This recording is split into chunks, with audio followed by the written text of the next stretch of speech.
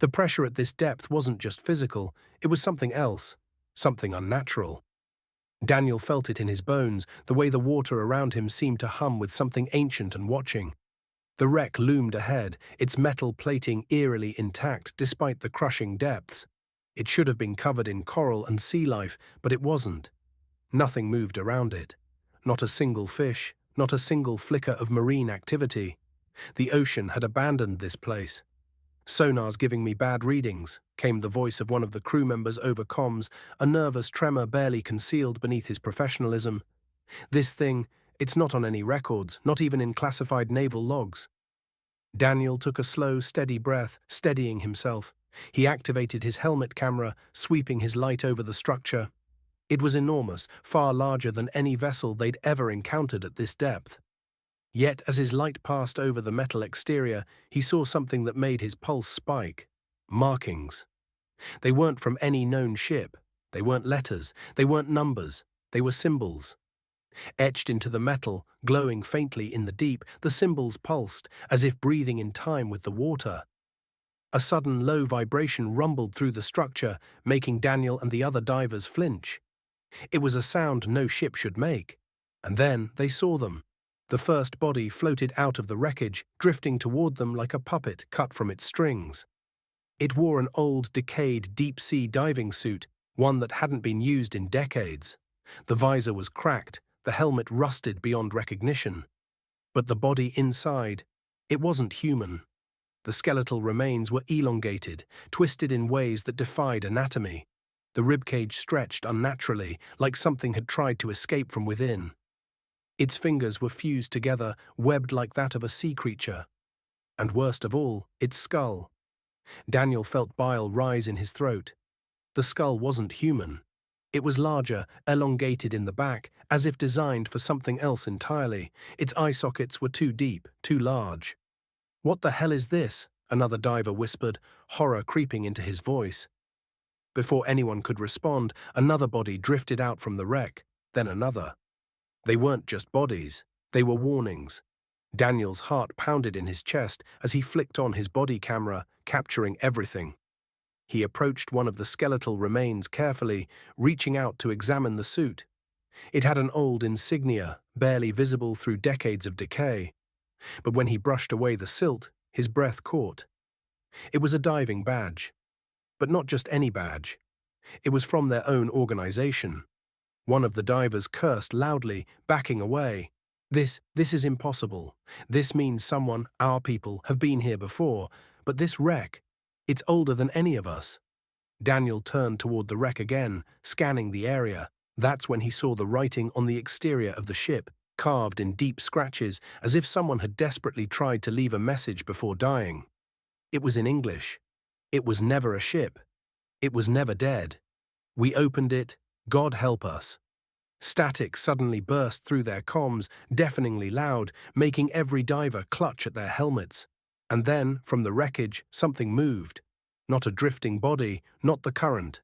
Something alive. Something waiting. The wrong turn. Daniel barely had time to register the movement before his helmet light flickered. The glow of his dive camera distorted, warping the shadows into something deeper. Something that shouldn't have existed in the ocean's depths.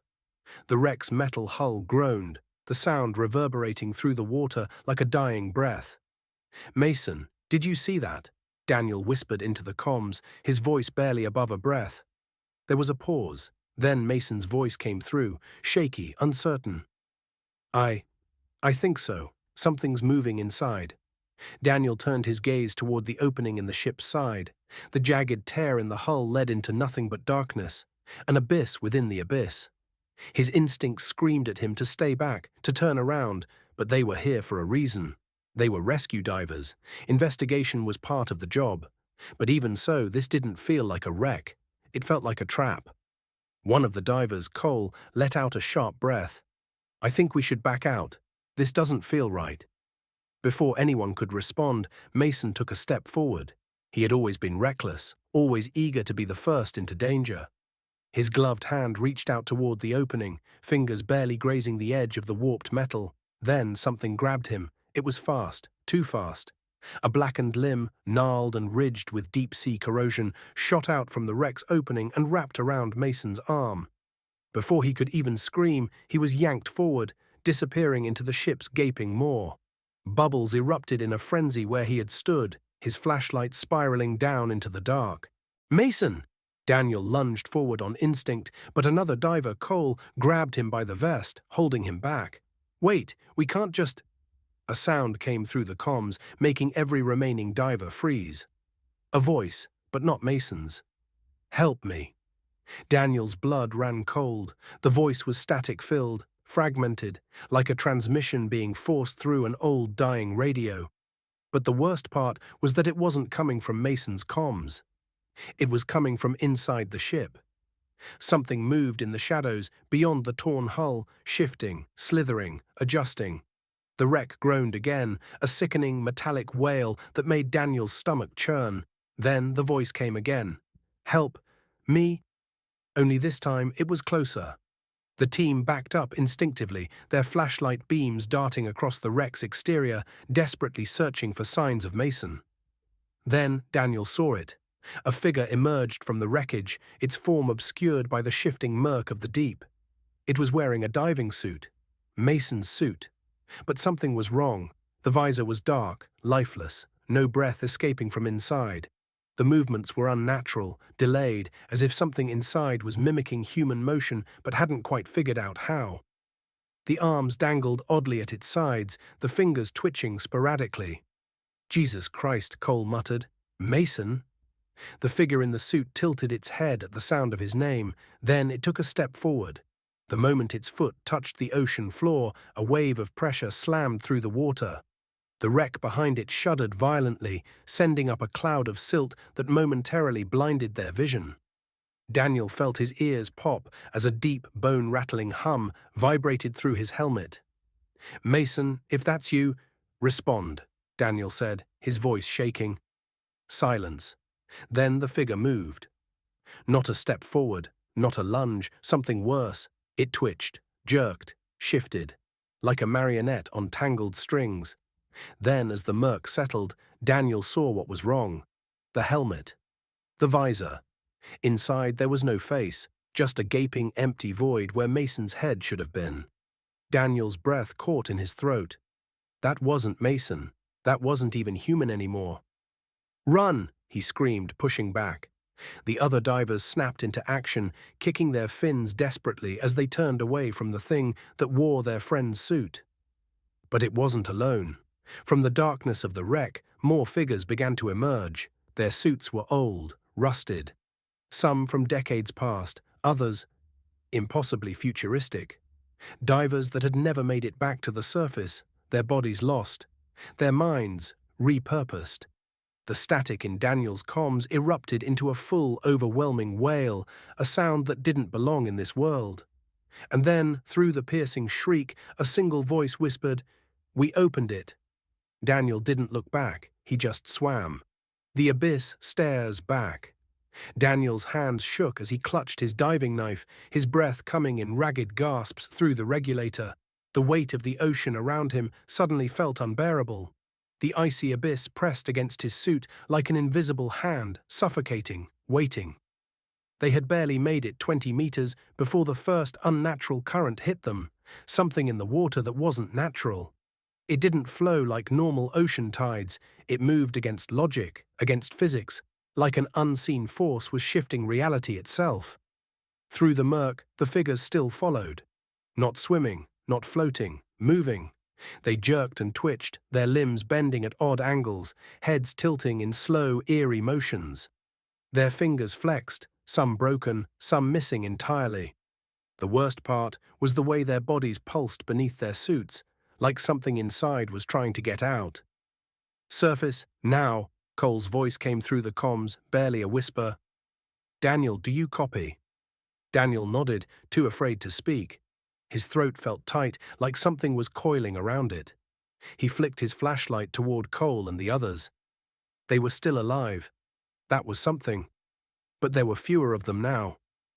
"Where's—" The words never left his lips, because behind Cole, in the dim glow of their lights, something was moving. Not a diver, not a corpse. Something else. It loomed in the water, impossibly large, a mass of writhing tendrils, each one tipped with something that looked like fingers, human fingers. A sickening, pulsating form shifting between liquid and solid. It had no eyes, no face, but it was looking at them, watching, waiting. A deep, resonant hum vibrated through Daniel's suit, rattling his bones, making his vision blur. The others must have heard it too, because they clutched their heads, thrashing, their bodies racked with invisible pain. Daniel forced himself to move, kicking toward Cole and grabbing his arm. "Move! Move!" he screamed, dragging him forward. Cole didn't respond at first. His mouth was moving, his eyes wide in horror, but no sound came through the comms. His lips formed words, over and over, like a broken recording. "It's speaking to me. It's speaking to me. It's speaking to me." Then his eyes rolled back, and he stopped moving entirely.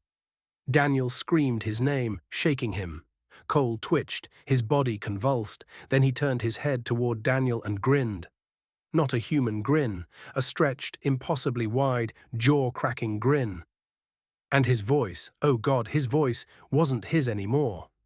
Too late. The last thing Daniel saw before everything went black was Cole's hands reaching toward his faceplate, and his own reflection in Cole's visor. But the reflection wasn't him. It was smiling. The escape that wasn't darkness swallowed Daniel. It wasn't the absence of light, but something deeper, something unnatural. It pressed against him, filled his ears with a hollow static that made his brain throb. He struggled to move, but his limbs felt distant, like he was floating just outside his own body. Then a whisper, not through the comms, not in the water, inside his skull. "Where do you think you're going?" Daniel's eyes snapped open, his breath ragged through his regulator. His body was still. His flashlight flickered weakly in the abyss. He felt something cold brush against his hand. Slimy, thin, almost like fingers. He jerked his hand away, heart hammering. Where was Cole? Where was the team? Then he saw them, drifting like lifeless dolls, their bodies slack. Their suits still moved, bubbles escaping, but their limbs were wrong, contorted, twisted. Something had taken them. Something had worn them. Daniel's breath hitched when Cole turned toward him again, but it wasn't Cole anymore. His helmet visor reflected something wrong. His jaw hung unnaturally loose, eyes sunken and dark, and beneath the cracked glass of his mask, Daniel could see something slithering. A slow, grotesque smile spread across his face. Then Cole moved, not swimming, not floating. He glided like something else was pulling him forward. His hand lifted in a twitchy, unnatural motion, fingers stretching too far. Daniel didn't wait to see what came next. He kicked off the seabed, pushing upward. His lungs screamed, his heartbeat roaring in his ears, but he didn't dare look back. The comms crackled. "Daniel!" Cole's voice, but not Cole's voice. Daniel squeezed his eyes shut and kept going. The water around him thickened, turning from liquid to something viscous, dragging against him like unseen hands. He checked his depth gauge. He wasn't ascending fast enough. Then something grabbed his leg. Not a person, not a creature. The water itself. It curled around his ankle, pulling him down, tendrils of blackness wrapping tighter, seeping into his suit, pressing against his skin. The whisper returned. "You were never supposed to leave." Daniel thrashed, reaching for his diving knife. He slashed at the tendrils, watching in horror as they bled. A low scream echoed through the water. Not human, not from any living thing he had ever heard.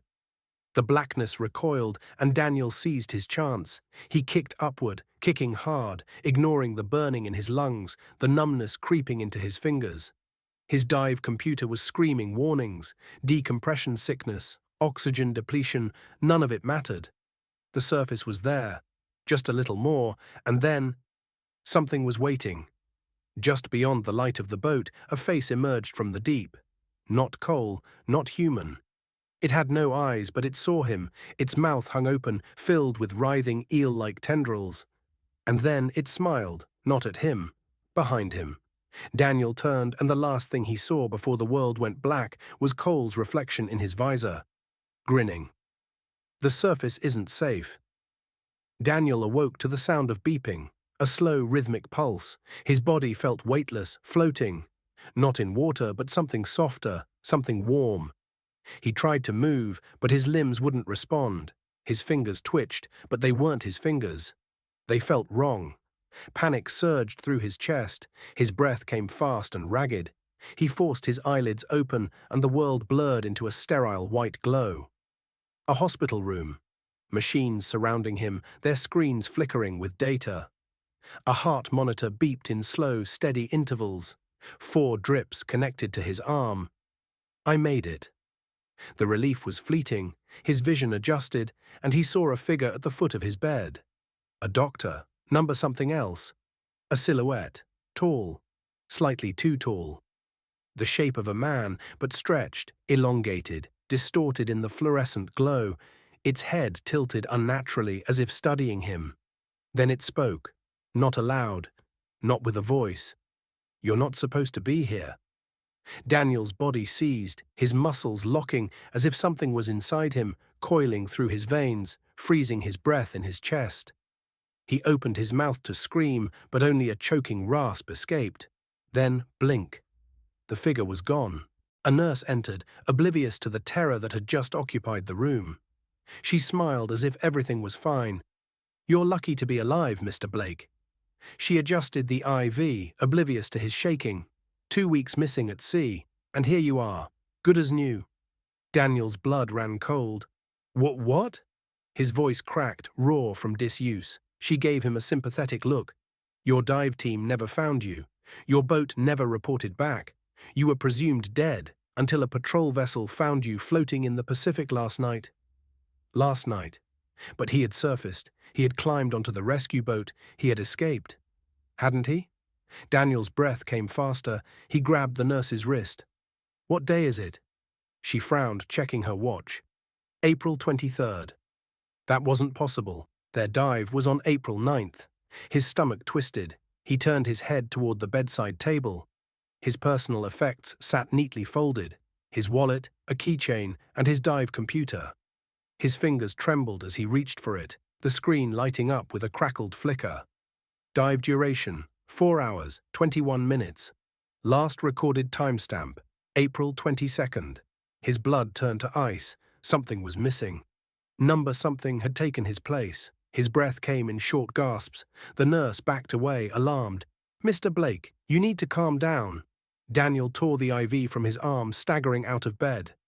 His legs felt foreign, unsteady, like he was walking on someone else's bones. He barely reached the bathroom before his stomach lurched, and he vomited into the sink. The mirror, he caught his reflection, pale, gaunt, sunken eyes, rimmed with exhaustion. But there was something else. His pupils. They weren't right. Too dark, too deep. And then they moved, a flicker of something else, a second set of pupils shifting beneath his irises, something watching him from inside his own skin. The whisper came again. "You never left."